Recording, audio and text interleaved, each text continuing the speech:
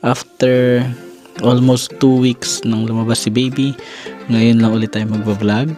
Babalik ka na sa work after 2 weeks, and then after 6 months or after 5 months na lang actually, babalik na din ako sa work. Parang alam mo yun, parang medyo nakaka-overwhelm na paano natin susurvive yung pag-aalaga sa dalawang bata. Pag kaya ni Mama Chris sabayan na tulog si baby kasi ako kumikilos lahat sa baba ng lahat ng dapat gawin pang iba. Wow, proud na proud. Oh, pero ayun nga, di ba? Medyo nakakatakot din, di ba, ako personally nakakatakot mag-inject kasi nga hindi ako sanay sa ganun, yung i-inject ko yung sarili ko sa legs. So medyo masakit siya, tsaka Update kay Pen, okay naman siya, na minsan napagsasabi namin siya tapos bila siyang iiyak, so parang ganun, parang siguro naghahanap din siya ng attention para sa amin. So yun, nag-iingat lang kami na ayaw namin na ma-feeling left out siya, di ba?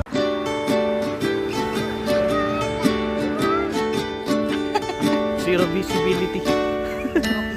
Hindi ba kita? it's not. Hello guys, welcome back to our channel. So, ayun, after almost 2 weeks nang lumabas si baby, ngayon lang ulit tayo magbablog. So, ayun nga, sa sobrang busy. So, alam niyo naman, may idea naman kayo kung bakit. Dahil, ayun, hindi biro ang pag-aalaga ng newborn. So, maraming kailangang i-consider, di ba? So, yun guys, ang purpose lang talaga ng vlog na to is to update sa lahat ng mga nangyayari sa buhay namin this past few days. And to record lang din, di ba? As sa memory ko, ano yung pinagdaanan natin this past few days, this first week after mga anak. Kasi before kay Pen, di ba, parang sobrang dumaan lang yung first 2 weeks, tapos parang di na natin naalala kung ano yung nangyari. So, kaya maganda na medyo nakapag-record tayo ngayon na. Actually, may vlog tayo noon. Parang same rin ngayon. Nag-vlog, may birth vlog, tapos after 2 weeks nag-vlog tayo. So, parang in-update lang natin. Ang naalala ko lang talaga noon yung parang sinabi ko na ang hirap pala talaga na magkaanak, ganyan. Although may hint na or may nakausap na tayong mga new parents na pinapayuhan tayo sa mga ganyan-ganyan. Pero ang hirap pa rin kapag ka nandyan na. Pag ikaw na yung mag-experience, hindi siya talaga biro. No? So yun, siguro ang pinakaunang tanong, Mama Kare, is anong feeling mo or anong feeling natin ngayon na 4 na tayo? No? Ikaw muna, siguro sa sagot. Siyempre, masaya naman. Though expected na mahirap naman talaga, and kahit paano parang medyo na-prepared naman na natin yung sarili natin mentally. Diba? Kasi ang tagal naman natin inantay si Baby Leon. Medyo nakaka-overwhelm lang. Parang pag inisip mo kasi yung mga trabaho, yung mga kailangang ayusin natin, diba? And then kung ano yung lahat, parang kasi wala talaga tayong ibang madedependan. Unlike sa Pinas, diba, na may mga makakatulong tayo, may maasahan tayo. Dito talaga parang tayong dalawa lang lahat. So, kapag minsan, kunyari ako, naisip ko na babalik ka na sa work after 2 weeks, and then after 6 months or after 5 months na lang actually, babalik na din ako sa work. Parang alam mo yun, parang medyo nakaka-overwhelm na paano natin susurvive yung pag-aalaga sa dalawang bata habang nag-work tayo pareho. Ayun, yun. Pero syempre, masaya pa rin naman kasi parang kahit mahirap o kahit medyo nakakatakot, nakaka-overwhelm, lamang pa din naman syempre na masaya, alam mo yun. Parang mas nagkaroon ng buhay yung bahay natin, di ba? Yung dumating si Leon. And then, nakikita ko din lagi si Pen na sobrang tuwang-tuwa siya kay Leon, parang nagigigil siya lagi, so cute na cute siya kay Leon, parang sabi niya lagi sa Leon ng I will take care of you, I love you, parang yan, parang nakakatuwa lang, parang ang saya pa rin naman, ang saya talaga. Yun. So yun, parang ang surreal ang surreal lang isipin na 4 na talaga tayo, parang hindi pa rin nagsisink in siya minsan, like nung parang tinitingnan ko kayo, si Pen nasa tabi mo, tas kalang-kalong mo si Leon. So parang talagang apat na talaga kami. Parang bilang gaganon, bilang lalawas sa mind ko yun or sa isip ko na talaga apat na talaga tayo. So yun, ayun, inisip ko lang din syempre, masaya talaga. Pero may ano rin na, may doubt pa rin sa sarili na kaya ba namin to? Kaya ba naming alagaan na dalawa? Si Penpen pa lang na nagkakasakit is sobrang alalang-alala na kami, 'di ba? Pero ang hirap, hindi rin din maganda na pangunahan, 'di ba? Mag-ano lang talaga, magdasal lang, and then kung dumating man sa point na ganun, dapat harapin lang ng maayos Mga problema. ng mga problema. Kasi pangit isipin na problema inisip mo, wala pa naman. So enjoy the moment, 'di ba? Yan no, si baby. Ito si baby. Ay! Nag-burp si baby. Ang lasang burp. Lumungad siya kanina kaya binuhat ko. Ayun yung medyo problema namin sa kanya. Ang hirap kasi niyang ipag-burp actually. Breastfeed siya eh. Tapos ang hirap, ang tagal niya mag-burp talaga. Kaya minsan nalulungad na lang siya. Ayun, matuloy mo. Ayun, yun yung Kamusta tanong mo ka? kasi is kung kamusta ako ngayon compared sa yung mga first few days na o yung first day natin nung nanganak, di ba? Ayun kasi nung nanganak ako, sobrang hirap pa lalo nung first night. Hindi ko alam kung aware ka, di ba? Pero nakwento ko naman sa'yo, di ba? Kasi nung nanganak ako, yung doon sa hospital kasi bawal magstay, di ba, yung bantay. So, mag-isa lang ako every night sa hospital. Tapos, ako lang yung mag-aalaga kay baby. Though, may mga nurse naman na nag-check. Pero syempre, Yun, no?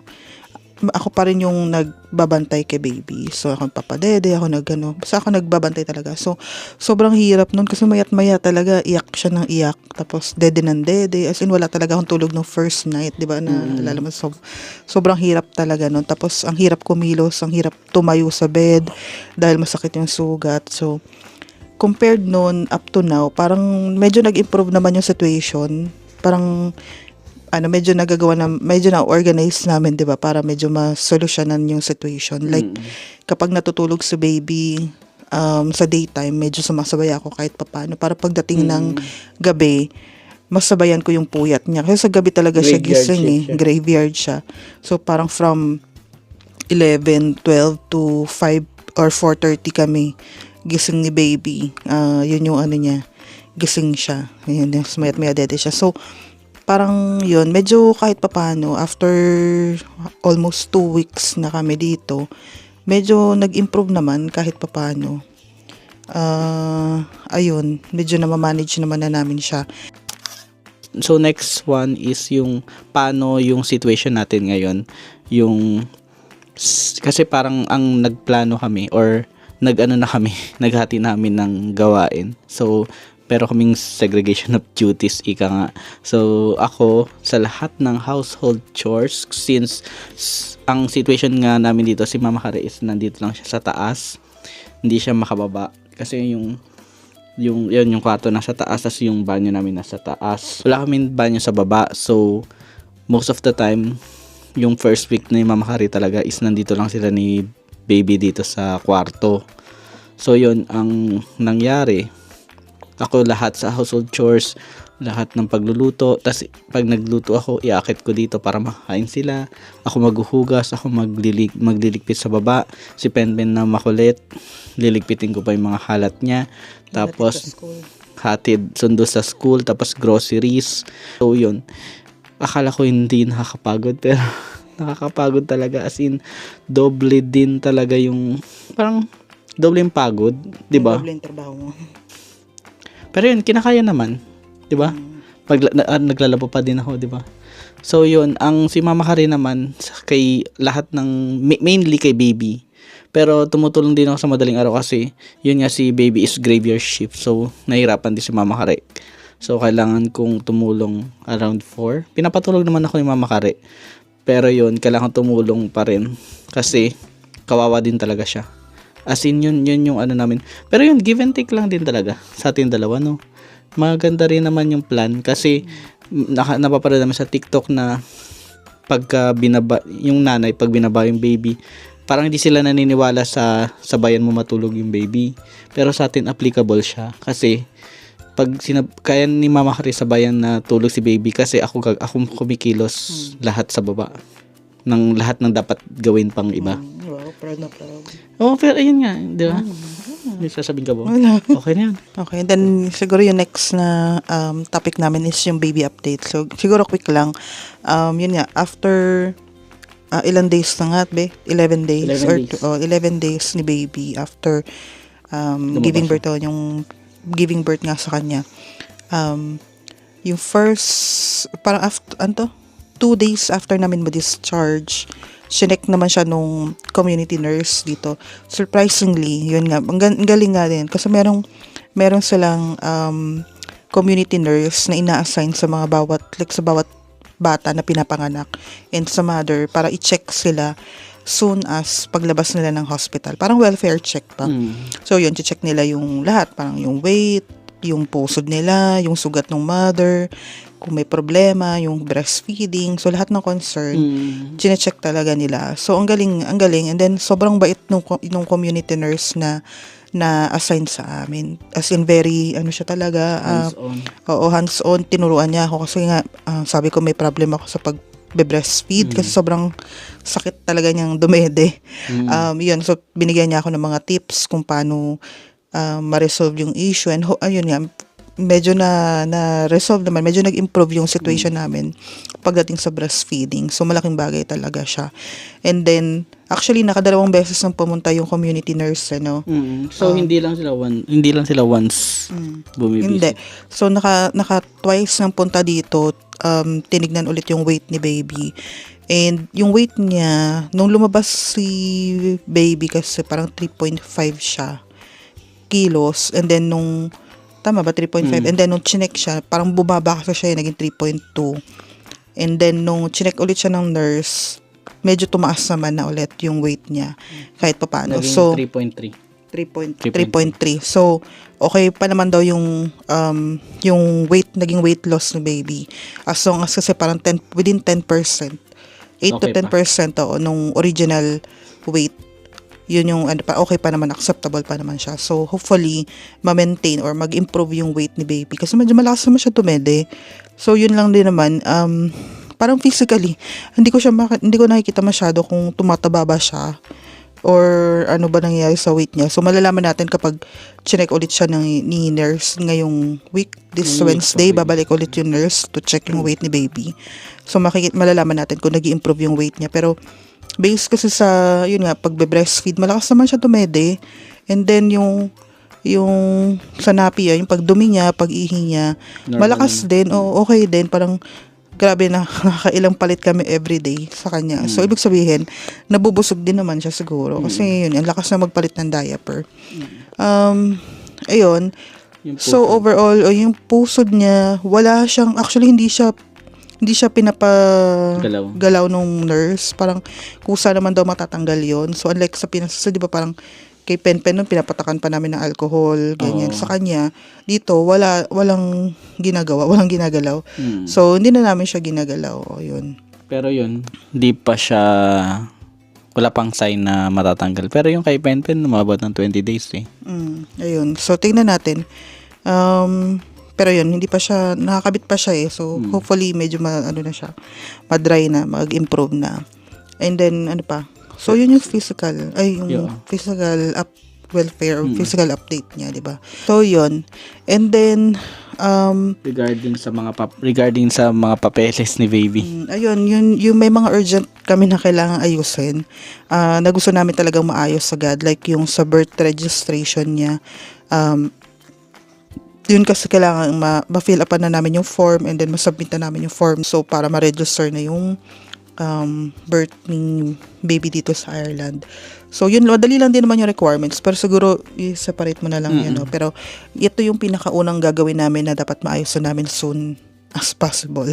So, this week siguro, yun, ma-fill up na namin yung form. Pero, baka siguro next week na namin ma-file kasi hindi ko pa rin naman kaya ayoko rin naman masyado maglakad ng medyo malayo kasi baka mabinat pa tayo. So, ayun. Pero yan yung unahin namin. Birth registration and then yung passport siguro in the coming weeks. Titignan na din namin yung mga requirements. Ayusin namin yung requirements doon. So sa mga nagtatanong kung citizen na ba si baby or hindi, hindi pa rin siya citizen dahil ang requirement is kailangan 3 years yung stay dito nung parents. So hindi pa kami 3 years na nagstay dito. Oo. Sa August kami magti 3 years. August this year. Pero January lumabas si baby. So Philippine passport pa rin siya. Then, yun, kasunod ng registration, asikasuhin na namin yung PPSN ni baby and yung mga benefits. Tapos, isa doon na talagang inabangan namin yung 400 euro na newborn allowance. 'Di ba? Sayang din. So, yun, titignan pa namin in the coming days kasi yun, ang priority lang talaga namin is yung birth registration saka yung sina baby na makapag-settle muna kami dito sa bahay. And then, dagdag ko lang din, di ba? After kasi nung maayos yung mga PPSN, like yung benefits nga, bukod dun sa 400, katulad nung kay Penpen, on a monthly basis, meron ng 140, di ba, na benefit din kay Baby Leon. Pero yun is once makapag-file na rin tayo nung childcare benefit. So mangyari noon, doble na. 140 kay Pen, 140 kay Leon. Maliit lang naman yun. Pakayo. Maliit lang yun compared sa iba. O kasi na kaila ate daw sa Canada, malaki. 600 daw kaila ate. Sa atin dito, 140 lang. Pero okay na din, kesa wala, di ba? Sa Pinas kasi wala tayong ganun na. Wala eh. Hindi natin na-experience sa Pinas yun. So kahit, dito okay, kahit pa paano meron. Ayun, and then, ano na? Next, yung Mama Kare update. Yun, medyo na-discuss niya na yung sa breastfeeding issue. Pero ngayon kasi ang lakas-lakas ni baby mag-dede. Kaya lang puro tulog kasi siya ngayon. Oo nga, puro tulog siya. So yun, hindi natin alam. Ayun, hindi namin alam actually. Kung kunya kasi puro tulog siya. So minsan kahit nagisingin ko siya, ayaw niya gumising para dumede. So hindi ko alam kung okay lang ba yun na hayaan lang siya matulog and then kapag nagutom siya, tsaka ko siya papadedehin or dapat pagisingin ko talaga. Kasi tinatry ko siyang gisingin, ayaw naman niyang dumede eh. Pero ang ideal kasi 2 to 3 hours. Siguro So kung, hindi naman lumalagpas ng 3 hours. Siguro okay lang. So yun, pagkalagpas 3 hours, ginigising naman talaga natin siya. Nagigising siya. Oo. So okay naman yun. Yun lang, kasi sa dalas niya mag-latch, parang naubusan ka ng milk, ano? Oo, ayun, nasisimot niya naman. Actually, akala ko para makapag-store ako ng breast milk kung hindi niya maubos. May mga time na once lang actually nakapag-express ako ng milk kasi napuno na siya. Pero once lang nangyari yun, ininom ni Penpen. So yun, may taga-simot kami ngayon. Si Penpen kasi matanda, na siya nag-stop mag-breastfeed, parang 3 years old. 3 and a half siya. Parang mag-4 na siya, no? Tapos pinigil ko pa yun, So parang okay pa sa kanya. Ayun, so nasarapan siya. So ayun, okay pa naman yung milk supply. Tignan natin kung hanggang ilang buwan or kakayanin ko ba tumagal magpa-breastfeed kay baby. Ano nga, kaya pa bang mag-breastfeed? Kasi yung mga unang araw ni Mama Kare, sobrang naiyak na siya dahil na masakit yung pag-latch ni baby. So anong update ngayon, Mama? Ayun, medyo nag-improve naman nga. Katulad ng sinabi ko kanina, kahit paano medyo umayos yung pag-latch niya. Kasi naturuan ako ng nurse kung paano yung dapat gawin. So, ayun, medyo okay naman. So, kaya pa naman ngayon. Hindi ko lang alam kung hanggang kailan natin kakayanin. Kasi medyo nagsasabi na siya, kaya ko ba, parang ano ba, tigil na ba natin mag-formula na. Ayaw naman namin mag-mix, 'di ba? Kasi malilito si baby sa yun yung problema namin dati kay Pen na nagmix hindi tayo nagmix, nagpapam si Mama Kare tapos pinapadede namin siya sa bottle, tapos parang nako-confuse si Penpen sa bottle saka sa dede ni Mama.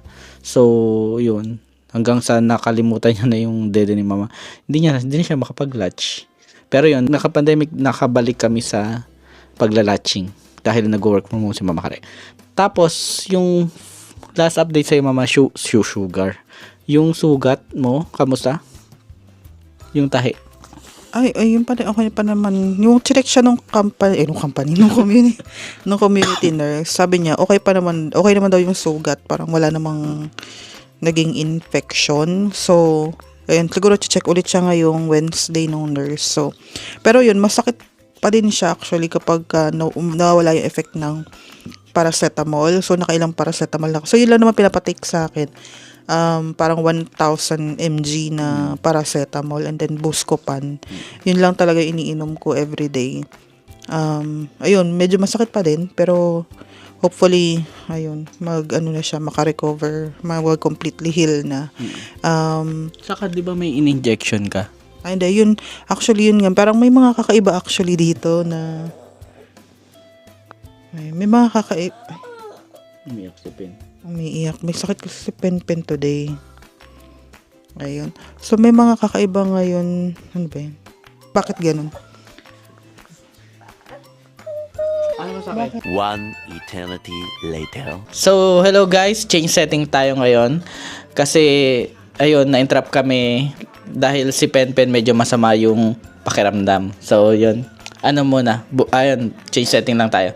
So, si ma'am, ano ba yung huli natin pinag-usapan, mama? Ikaw na muna, no? Parang dinidiscuss natin yung difference nung mga nung healthcare dito versus sa Pinas. Yung mga parang observable or yung mga na-notice natin na difference. Kasi meron talagang mga pagkakaiba. Like yung unang-una, medyo na-surprise ako yung sa anong tawag doon, yung parang may machine or may equipment or device na nilalagay sa may tahi after ng CS operation. Sa Pinas kasi parang regular bandage yung nilalagay.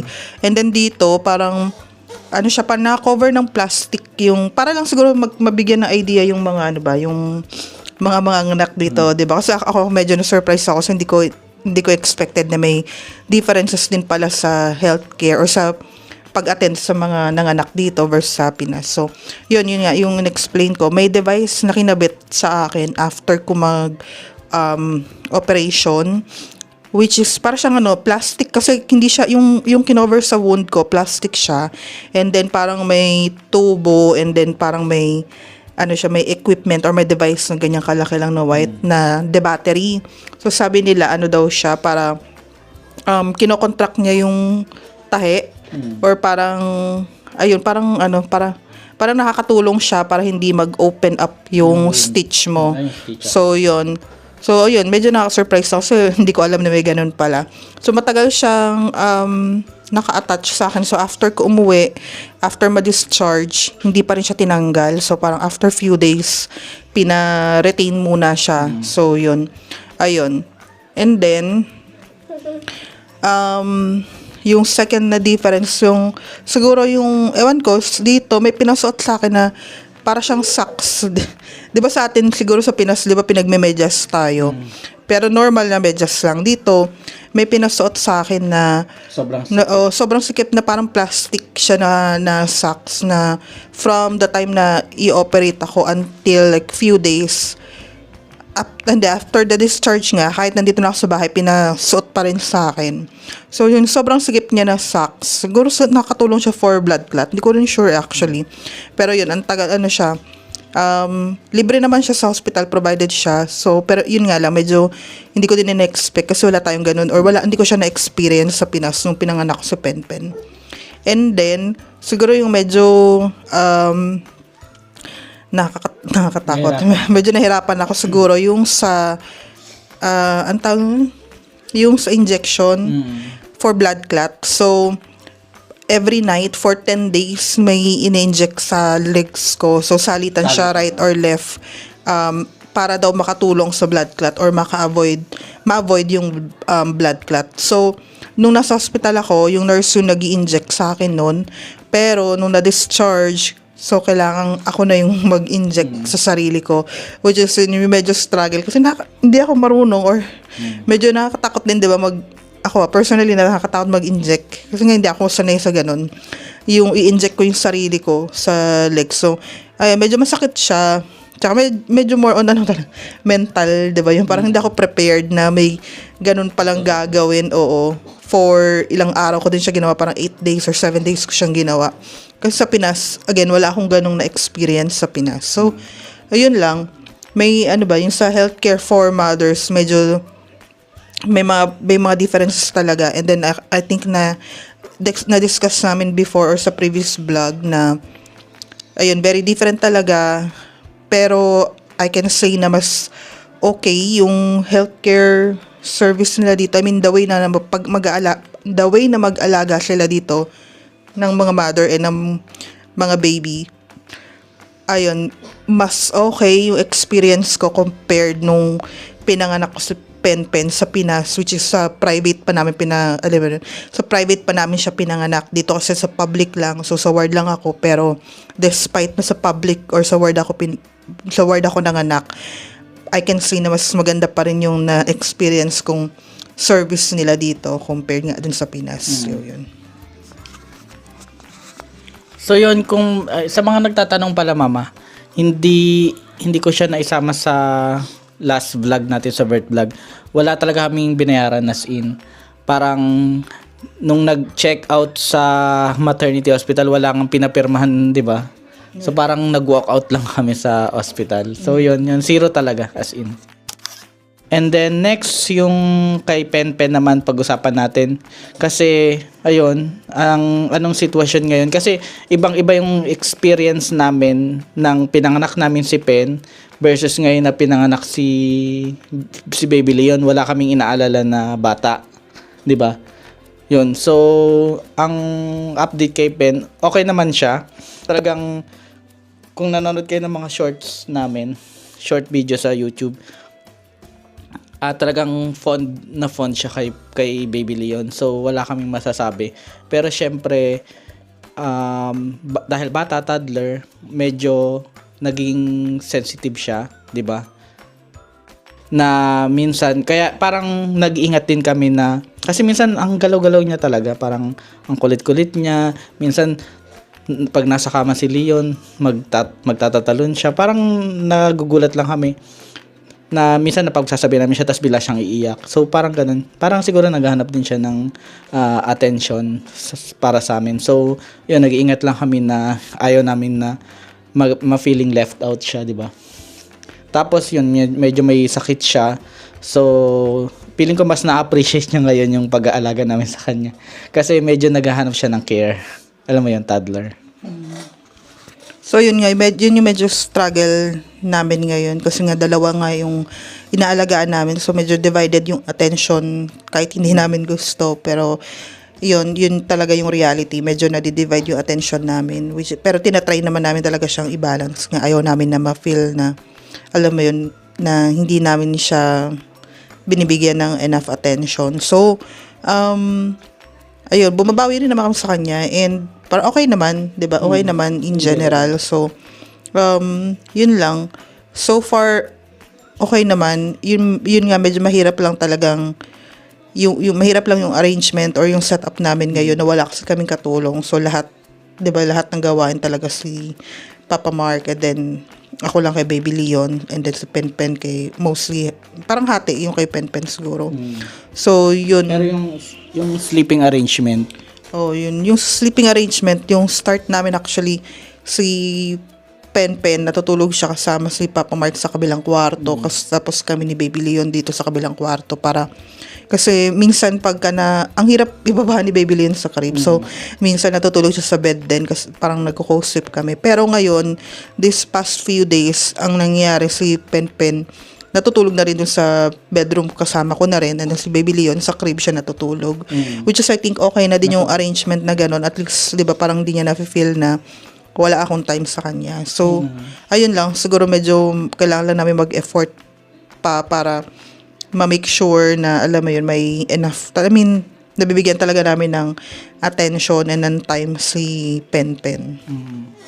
kasi 'di ba parang one time nung natulog siya doon sa kwarto, natulog kami sa kwarto niya, and then lumipat ako sa kwarto niyo kasi kailangan ko rin bantayan si Leon. Bigla siyang pumasok na sabi niya, I feel Lonely. I feel lonely, parang ganun. So yun, medyo nakakahabag lang din. Pero so far, okay na din. Kasi malikot talaga si Penpen matulog. As in, nanunulak siya or something. So ayaw din lang din namin na magalaw niya si Leon. So yun. Yun yung update kay Penpen. And then, medyo short update lang regarding my paternity leave. Babalik na ako sa office or sa work ko by next week. So, ayun, yun yung challenge ngayon. Pagbalik ko ng work, ano mangyari. Pero, medyo hindi naman kami ganun na kinakabahan kasi purely work from home naman ako. Pwede akong sa bahay lang talaga. So, mas makaka-attend ako sa gawaing bahay. Pero, baka mas lessen na yung pagbabantay ko kay Leon. Kasi, ngayon tumutulong ako kahit madaling araw kay Leon eh. Pero ngayon, since may work ako, kailangan ko ng enough sleep para makapag-work.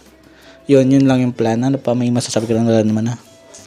Ayun, ano lang, yun nga, as you've said nga, yung mag-feeling, ay parang na-anticipate namin na magiging issue talaga yung kung paano namin i-manage yung mga gawaing bahay. Alam mo yun, parang makip organize yung bahay and then yung pag-aalaga sa mga dito sa dalawa. So, siguro ano lang, parang dun sa mga mothers no, or sa mga parents dyan na may dalawang anak or more, parang I think kailangan lang din namin parang advice kung paano ba magandang alam mo yun, paano magandang i-handle yung household chores and then yung mga baby or yung mga anak para mas maging alam mo yun, mas maging sustainable yung situation namin. Though, ang maganda pa lang din naman sa amin, unlike sa akin, wala pa naman akong work, so full-time maasikaso ko pa rin naman sila full-time up to parang 5 more months pa naman. So, ayun, hopefully magkaroon na kami ng routine.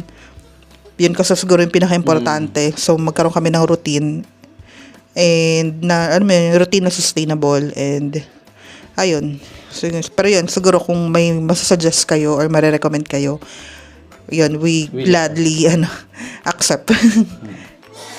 So yun na lang, yun lahat ng life update for this family of 4.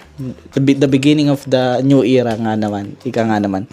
Pero yun, last na lang. So parang we would like to take this opportunity na mag-thank you sa lahat-lahat din talaga ng tumulong sa amin.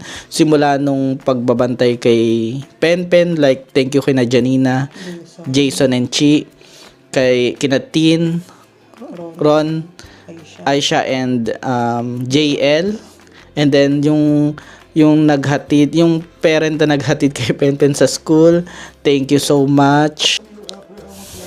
Then mag-thank you din kami sa mga bumisita na sa amin like si Cha and Ryle. Sobrang salamat, nagbigay sila ng mga food. So yun, nakakatuwa kasi yung pagdating namin dito sa bahay. Sumaglit lang sila para magbigay ng nag-effort talaga sila magluto ng mga 3 putahe ba yun, tapos may mga goodies from the Philippines. Galing silang Pinas recently, kakauwi lang nila dito sa Ireland. So ayun, kahit medyo may jet lag pa sila, talagang nag-take time sila na tulungan kami. And then sobrang laking tulong din talaga, no? Kasi hindi kami na problema sa pagkain ng ilang araw din, o ilang araw. So, oo, yun sarap ng mga Filipino foods na nakakamiss. And then thank you kay JL kasi nagpasabay kami galing din silang Pinas, nagpasabay kami ng medyo mga damit ni Penpen para dito dalhin dito. So salamat na naidala. Salamat sa pagbisita. And then nagbigay rin sila ng danggit. Yun, nakakamiss din yung danggit. So salamat JL and Marky. Then sa lahat ng mga And then siguro sa mga friends pa natin na parang kinausap natin, 'di ba, before na kung pwede nga mag-watch over Penpen kung kailangan. So like sila Ryan and Nico. Sila Ryan and Nico. So yun, parang naman, willing silang tumulong, 'di ba?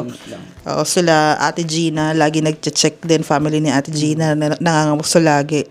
Sila Ate Ishi din, thank you so much. So, sila pa ba? Ayun, yung mga Filipino family, community namin dito sa Limerick, very supportive talaga sila. So, yun, very thankful naman kami talaga na ayun, kahit pa paano, meron kami maaasahan or meron kaming nakakatulong dito, nalalapitan dito. Kasi medyo, yun talaga siguro medyo mahirap pagka OFW ka eh. So, wala ka ibang family na maasahan, kundi yung mga friends mo lang talaga dito na naging family mo na din. Yeah. So, very grateful kami, very lucky na meron kaming ganong community or ganong family dito sa Limerick. Yan. So yun na guys, medyo sobrang haba na ata ng vlog na to. Yun, so please subscribe to our channel and hit the bell button for you to be updated sa latest happening sa buhay namin, Family of 4. Please follow us also in Facebook and also comment din kayo kung ano pa yung mga suggestion nyo or gusto nyong malaman regarding Ireland, buhay Ireland, di ba? So yun na muna. Bye! Say bye, mama. Bye-bye.